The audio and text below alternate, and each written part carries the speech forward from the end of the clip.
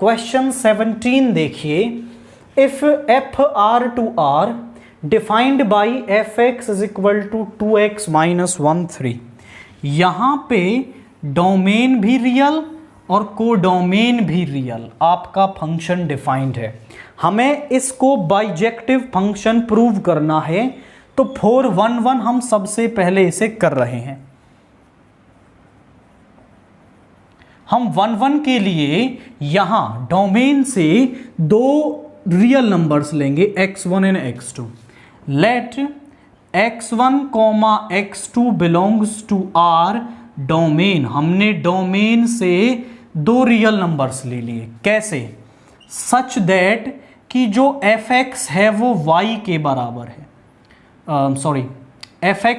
fx1 जो है वो fx2 के बराबर है।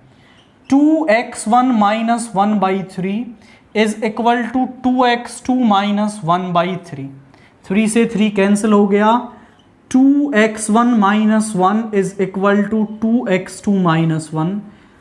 2x1 is equal to 2x2 which implies x1 is equal to x2। हमने fx1 को fx2 के बराबर लिया और जो x1 x2 है वो हमारे बराबर आ गए, तो हम कह सकते हैं so f is 1 1। Now for onto करते हैं। ऑन टू के लिए हम fx को y के बराबर रखेंगे, तो fx है हमारे पास 2x minus 1/3 is equal to y। इस तरफ ले जाओ, 2x माइनस 1 इज 3y। इस 1 को भी इधर ले जाओ और इसको डिवाइड में 2x is equal to 3y plus 1/2। आप y की कोई भी रियल वैल्यू यहां रख लो, x जो है आपको रियल ही मिलेगा, यानी डोमेन में मिल जाएगा। तो आप बोलेंगे for every y belongs to R codomain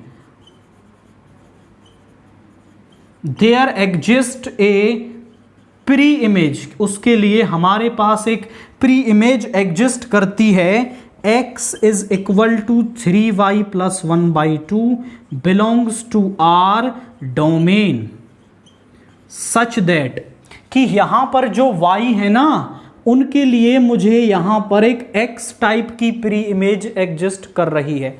मतलब हमें दिखाना होता है कि जो x की वैल्यू है वो डोमेन में आ रही है। तो हमने दिखा दिया कि जो x है वो 3y प्लस 1/2 आ रहा है, सच दैट कि fx को y के बराबर दिखा दो। फंक्शन में x की जगह वैल्यू रखेंगे, so fx is equal to 2 into 3y plus 1/2 minus 1/3। 2 से 2 कैंसिल हो गया, यहाँ पे आया 3y प्लस 1 माइनस 1/3, यहाँ पे आ गया 3y/3 is equal to y which implies fx is equal to y। तो जो हमारा fx है वो y के बराबर आ रहा है, तो फिर आप बोलेंगे f is onto. Hence f is bijective, क्योंकि जो f है हमारा वो 1 1 भी आ रहा है, वो ऑन टू भी आ रहा है। दैट मीन्स हम कह सकते हैं कि f is a bijective function.